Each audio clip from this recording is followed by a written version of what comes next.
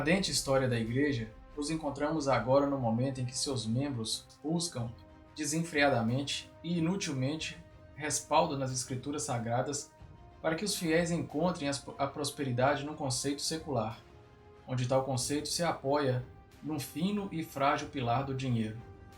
Alguns palestrantes que ocupam os púlpitos dessas igrejas iniciam sua oratória dizendo que a prosperidade não está no dinheiro. Porém, em todo o restante do discurso não se vê falar em outra coisa que não seja estimular os membros a correrem atrás do vento, em busca de seus ciclos dourados.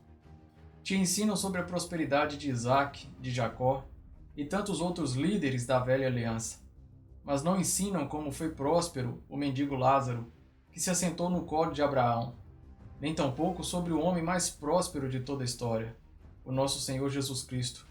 Isso porque em ambos os casos não houve a presença do dinheiro, e isso não prenderia a atenção do público ávido por ganhá-lo.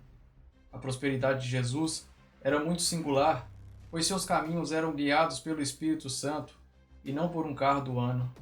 Não tinha os melhores banquetes, mas desfrutava de uma comunhão plena com o Pai. Não tinha onde reclinar a cabeça, mas a sua segurança era garantida pelos anjos do Senhor. Ter dinheiro não constitui um erro ou pecado, e sim o que você faz dele e qual a posição que ele ocupa em sua vida. Se pensamos em ser prósperos, automaticamente nos imaginamos ganhando ou recebendo algo, mas os padrões de Deus são inversos ao deste mundo. Para ser o primeiro, deve ser o último. Para ser o maior, deve ser o menor. E para ser exaltado, você deve se humilhar. No caso da prosperidade não é diferente, conforme descrito em Provérbios capítulo 11, verso 25. O generoso prosperará. Quem dá alívio aos outros, alívio receberá.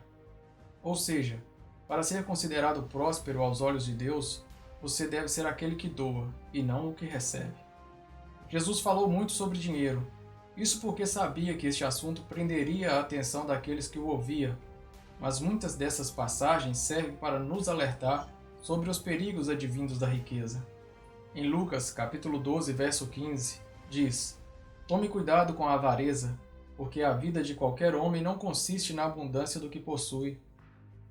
Na carta de Paulo a Timóteo, ele também alerta: os que querem ficar ricos caem em tentação, em armadilhas e em muitos desejos descontrolados e nocivos que levam os homens a mergulharem na ruína e na destruição, pois o amor ao dinheiro é a raiz de todos os males.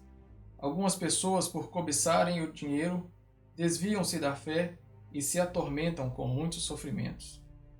No entanto, na mesma carta, ele mostra que na igreja havia homens ricos, 1 Timóteo capítulo 6, verso 17, sobretudo sempre mostrando aos membros qual a verdadeira riqueza. Sendo assim, segue os nossos 3 pilares para que você alcance e sustente a sua prosperidade. O primeiro pilar: se preocupe com a sua salvação, com sua vida espiritual e com sua busca pelo reino de Deus. Como está escrito, buscai em primeiro lugar o reino dos céus. O segundo e terceiro pilar, de igual importância, cuide da sua família e da sua saúde. Hoje, boa parte de vocês que estão ouvindo buscaram ou irão buscar o dinheiro através do seu trabalho, e faz bem. A questão é, você buscou ou vai buscar no dia de hoje tempo com Deus, tempo com sua família e para cuidar da saúde? 3 pilares já são suficientes para manter uma estrutura em pé, mas acrescentaremos o dinheiro como um 4º pilar. E após certificar de que os outros 3 se encontram firmes, busque com temor de Deus pelo dinheiro na porção que Ele tem para você, não na porção que você deseja ou acredita precisar. Se vamos usar personalidades da velha aliança para falar de dinheiro, vamos ver o que nos diz aquele que mais entendia do assunto, o rei Salomão. Em Provérbios 28, 20, ele diz: O fiel será ricamente abençoado, mas quem tenta enriquecer-se depressa não ficará sem castigo. Em Provérbios 28, verso 6, é dito: Melhor é o pobre íntegro em sua conduta do que o rico perverso em seus caminhos. Diz ainda em Provérbios 30, do 7 ao 9: 2 coisas peço, que me dês antes que eu morra.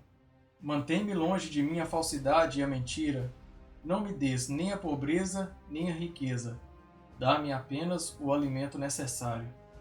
Reafirma também em Provérbios 15:16: é melhor ter pouco com o temor do Senhor do que grande riqueza com inquietação. Esse é um alerta à igreja do nosso século para se afastar de tais palestrantes que substituem a mensagem da cruz e da salvação de Cristo, que acumulam tesouros nos céus, por uma mensagem que busca riquezas onde os ladrões minam e roubam, e onde a traça e a ferrugem tudo consomem. Eu sou o irmão Cid Gleison Oliveira e essa foi a expressão do Verbo de Deus para você hoje. Que Deus vos abençoe.